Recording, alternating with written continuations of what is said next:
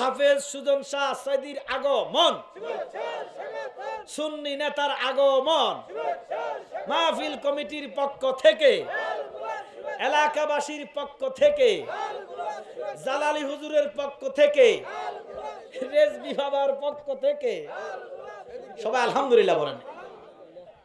আমার ইস্তেহার প্রাণের সুজন, মারাবা কন্যা আল্লাহ আরো বাড়িয়ে দিবে। দিবে কে? যার মুখে নবীর শান বের হয়, যার মুখে নবীর গুণগান বের হয়, তারে ভিসিদি টানলে কোনো লাভ হবে? আমার সুজনকে মদিনাওয়ালা পছন্দ করেছে, মারহাবা কন।